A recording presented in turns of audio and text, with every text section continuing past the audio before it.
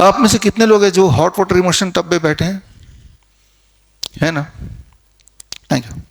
तो hot water immersion tub जो यहां पे आप देखेंगे येलो में है, देख पा रहे हैं? विबग्योर के येलो में। तो ये सभी को नहीं बैठना। जब आप गर्म पानी के टब में बैठते हैं, जो बैठे हैं जिन लोग, 40 डिग्री टेम्परेचर, पानी यहां तक, तो ये समझना पड़ेगा जब आप गर्म पानी के टब में बैठे हैं तो आपका जो स्किन है that becomes the third kidney. Skin को किडनी बोला जाता है। किडनी से पेशाब बनता है, स्किन से पसीना बनता है। पसीने का कुछ बूंद लेंगे और पेशाब के कुछ बूंद लेंगे, दोनों को लैब में टेस्ट कराएंगे, दोनों एक जैसे ही मिलेंगे। पेशाब में भी पोटेशियम मिलेगा, सोडियम मिलेगा, क्रेटिनिन मिलेगा, यूरिया मिलेगा, यूरिक एसिड मिलेगा, ग्लूकोज मिलेगा, प्रोटीन मिलेगा, और यही सारी चीजें आपके पसीने में भी मिलती है। तो पसीना भी एक तरह से लिक्विड पेशाब बोल सकते हैं, जैसे पेशाब वैसे पसीना भी वही वाला काम करता है। तो आपका स्किन किडनी का काम कर सकती है अगर उसे एक खास माहौल दिया जाए। वो खास माहौल है जब आप गर्म पानी के टब में बैठते हैं तो आपके बॉडी को उतने हिस्से को 40 डिग्री टेम्परेचर मिलता है, क्योंकि आप पानी में बैठे हैं तो पानी का जो अपना प्रेशर है, वो प्रेशर से एक पार्ट ऑफ द बॉडी का प्रेशर एटमॉस्फेरिक प्रेशर, दूसरे पार्ट ऑफ द बॉडी जो पानी के नीचे है उसका जो प्रेशर है atmospheric pressure plus pressure of the water.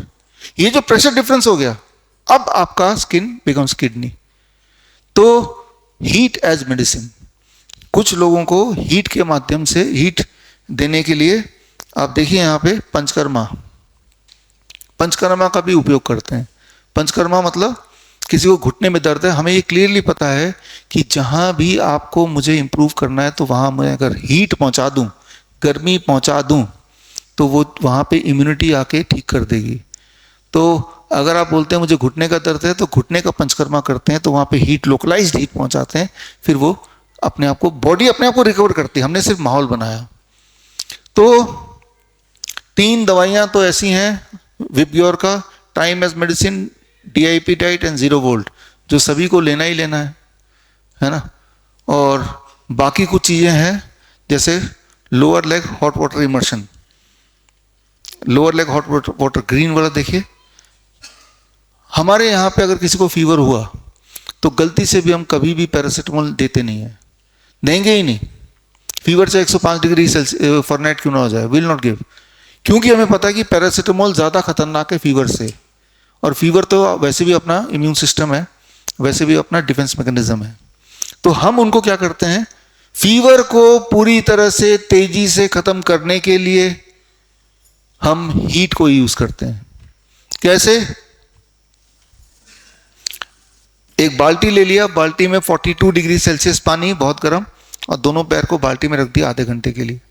जब हम ऐसा करते हैं तो उसका फीवर मोस्टली गायब हो जाता है और वो नॉर्मलाइज हो जाता है, फिर वापस भी नहीं आता।